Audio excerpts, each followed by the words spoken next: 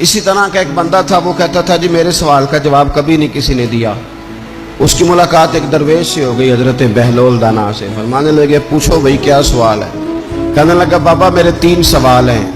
ایک تو یہ بتائیں کہ اگر رب ہے تو وہ نظر کیوں نہیں آتا؟ اور دوسری میرا سوال یہ ہے کہ اگر جو کراتا ہے شیطان کراتا ہے تو انسان کو سزا کس بات کی؟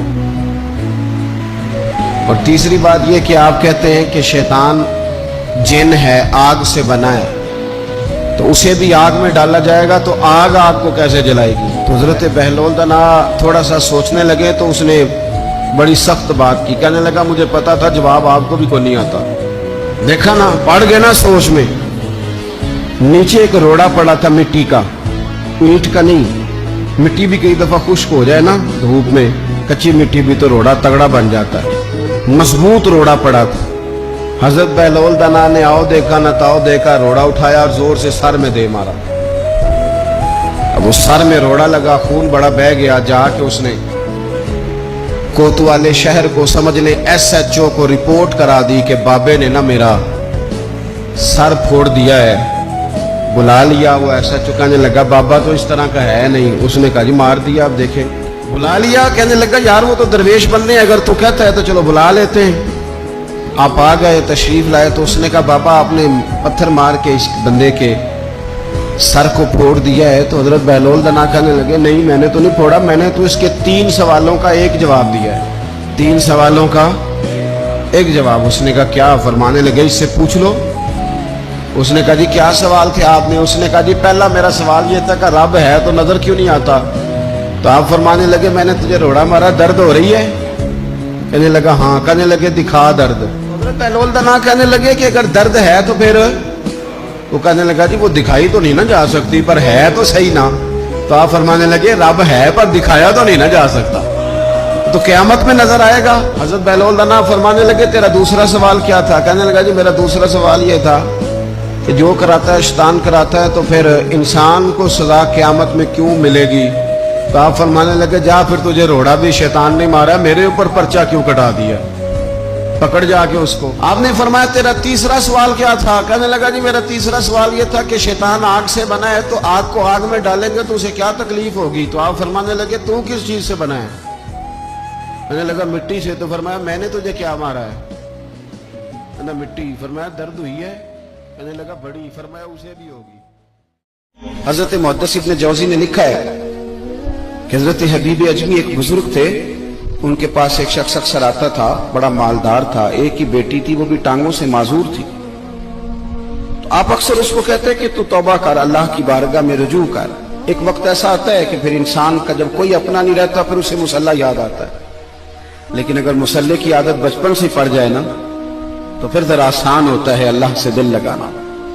وہ اکثر آپ اس کو کہتے کہ ٹھیک ہو جائے کہ تو بیٹی ہے، وہ بھی بیچاری معذور ہے، تو کہاں دولت لے جائے گی؟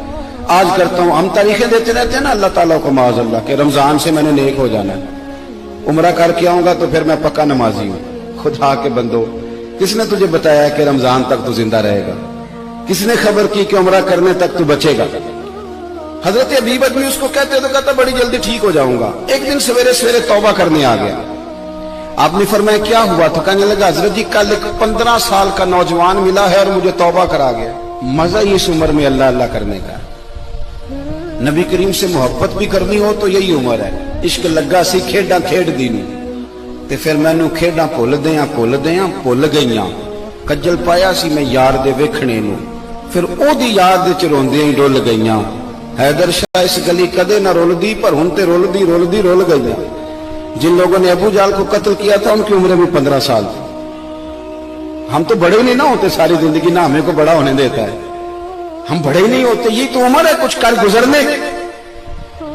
15 سال کا نوجوان توبہ کرا گیا۔ تو آپ حضرت حبیب اجمی کہنے لگے وہ کیسے؟ کہنے لگا حضرت جی میں کل منڈی گیا تھا، مجھے کچھ سامان خریدنا تھا، تو بغداد کے بازار سے میں نے مچھلی خرید لی 10 کلو، باقی بھی سامان تو اب خود لے جا نہیں سکتا تھا۔ تو مزدور آپ کو پتہ ہے بیچارے آج بھی سڑکوں پہ بیٹھے، مزدور بیٹھے تھے تو ان میں ایک نوجوان 14-15 سال کا، چہرے پہ بڑی روشنی تھی۔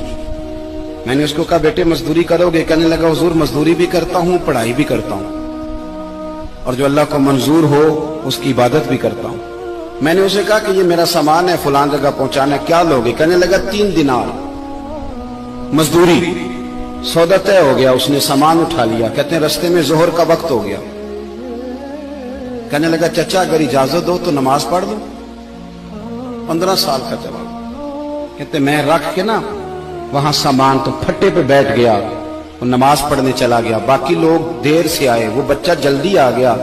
میں نے کہا بیٹے آپ جلدی آ گئے؟ کہنے لگے نفل چھوڑ دیے، آپ یہی نہ سمجھ لیں کہ کام چور ہے، میں بعد میں پڑھ لوں گا۔ کہتے ہیں وہ دوپہر کا وقت، رمضان بھی نہیں تھا، میں اس بچے کو نوجوان گھر لے گیا اور میں نے اپنی بیوی سے کہا کہ بڑا نیک ہے، نمازی ہے، اور راستے میں یہ بھی ہوا ہے کہ میں نے اسے ایک دفعہ کہا ہے کہ یہ مجھے تھوڑی دیر کے لیے دے دو، گرمی بڑی ہے، تمہیں پسینہ آ رہا ہے، میں اٹھا لیتا ہوں۔ کہنے لگا نہیں چچا میں رزق حلال کھاتا ہوں، اگر آپ اٹھائیں گے تو میں 3 دینار مزدوری پوری نہیں لوں گا، پھر پیسے کم کروں گا، میں نے طے کیا ہے کہ اٹھاؤں گا۔ تو کہتے ہیں میں نے اپنی بیوی کو بتایا تو بڑی متاثر ہوئی، کہنے لگی دوپہر کا کھانا پک گیا، اسے کو روٹی کھا لے۔ رمضان بھی نہیں تھا۔ کہتے میں باہر نکلا، اس کو 3 دینار تھمائے تو میں نے کہا بیٹے ایک بات میری مانو گے؟ کہنے لگا بتائیے۔ میں نے کہا کھانا پکا ہے کھا لو۔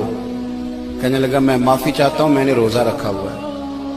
حضور نے حکم دیا، حکم نبی کریم نے حکم دیا، بخاری مسلم کی حدیث ہے، فرمایا نوجوانوں اگر تمہارے پاس طاقت ہے تو نکاح کر لو ورنہ روزے رکھو۔ حکم دیا، یا نکاح اور یا روزے، یہ سرکار کا حکم ہے۔ بھائی نفلی روزہ نفس کی قوتوں کو کچلتا ہے، انسان میں نورانیت اور روحانیت لاتا ہے۔ کہتے وہ کہنے لگا میں نے روزہ رکھا ہے، میں اور متاثر ہو گیا۔ میں نے کہا اب کیا کرو گے؟ کہیں اور جانا ہے؟ کہنے لگا نہیں، میں جس دن 3 دینار کما لیتا ہوں پھر میں مزید لالچ نہیں کرتا، باقی وقت یا قرآن مجید پڑھتا رہتا ہوں یا نبی پاک پہ درود شریف پڑھتا رہتا ہوں۔ آپ بتائیں تو میں نے کہا کہ افطار میرے ساتھ کر لو۔ کہتے ہیں میں اسے مسجد چھوڑ آیا اور خود میں لوٹ آیا۔ افطار کے بعد میں اسے لایا، کھانا کھلایا، عشاء پڑھی۔ اس کا گھر دور تھا، میں نے ڈرائنگ روم کھول دیا، بیٹھک کھول دی، وہیں وہ سو گیا۔ میری 20 سال کی معذور بچی کبھی چل نہیں سکتی تھی، کوئی طبیب کوئی حکیم میں نے چھوڑا نہیں تھا اس کو دکھایا نہ ہو۔ ایک ہی بیٹی، وہ بھی معذور پیدائشی۔ اس کے کمرے میں گئے، میاں بیوی اسے کھانا کھلا اور بتایا بیٹے ایک نوجوان ہے، بڑا نیک ہے، ہمارے گھر میں آج بڑا پرہیزگار۔ پتہ ہے حضور نے کیا فرمایا؟ نبی کریم فرماتے ہیں جب نوجوان اٹھ کے تہجد پڑھتا ہے نا نوجوان، تو اللہ فرشتوں کے سامنے اس نوجوان پر فخر فرماتا ہے۔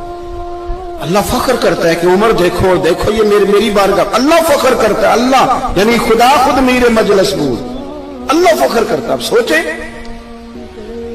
تو ہم نے اپنی بیٹی کو بتایا کہ نوجوان اور بڑا نیک ہے، تو کہتے ہیں وہ کھانا کھلا کے ہم واپس آ گئے۔ آدھی رات کا وقت ہوا تو دروازے پہ دستک ہوئی، بچی اپنے کمرے میں سو رہی تھی، ہم اپنے کمرے میں، وہ بیٹھک میں۔ گھبرا کے اٹھے کہ اس وقت کون ہے دروازے پہ؟ تو بیٹی کہنے لگی ابا دروازہ تو کھولنا۔ کہتے ہیں دروازہ کھولا تو 20 سال ہو گئے تھے بیٹی کو، کبھی اس نے چل کے نہیں دکھایا تھا، کبھی دوڑ کے ادھر جاتی کبھی ادھر آتی، کہتی الحمدللہ اللہ نے میری ٹانگیں ٹھیک کر دی۔ ہم دونوں رونے لگے، اے اللہ تو کتنا کریم ہے، کیسے ہوا بیٹے سارا کچھ؟ بیٹی کہنے لگی ابا آپ نے کہا تھا نا کہ نیک نوجوان آیا ہے، تو میرے دل میں خیال آیا اللہ اگر واقعی نیک ہے تو اس کے صدقے مجھے شفا ہی دے دے۔ یا ایھا الذین آمنوا اتقوا اللہ وابتغوا الیہ الوسیلہ۔ تو کہنے لگی ابھی میری دعا بھی پوری نہیں ہوئی تو رب کریم نے فضل کیا ہے اور مجھے شفا عطا کر دی۔ کہتے ہم دوڑ کے اس کے کمرے میں گئے اور جب ہم نے ہاتھ رکھا تو دروازہ پہلے سے کھلا تھا، ایک خط چھوڑ گیا تھا۔ آج کل کے پیر کی کرامت ہوتی تو فیس بک پہ دے دیتا، باقیوں کو بھی ذرا بھول پتہ چلے۔ کہتے ہیں وہ خط چھوڑ گیا اپنے بستر پہ کہ اگر تم لوگوں کو مجھ سے محبت ہو گئی ہے تو میرے پیچھے نہ دوڑنا، اس رب کی بارگاہ میں جھکنا جس رب نے میرے اوپر بھی فضل فرمایا ہے اور آپ پر بھی کرم فرمایا۔ میرے نوجوان دوستو، یہ جو بچپنا ہمیں لوگ کہتے ہیں نا ابھی بچے ہو، ابھی جب آپ بالغ ہو گئے تو نماز فرض ہو گئی، سچ بولنا ضروری ہو گیا، رزق حلال کھانا ضروری ہو گیا، شریعت ساری کی ساری لاگو ہو۔ ایک تو درگزر سے کام نہیں، دوسرا اپنی زندگی کے اندر خواہشات کو چھوڑیں۔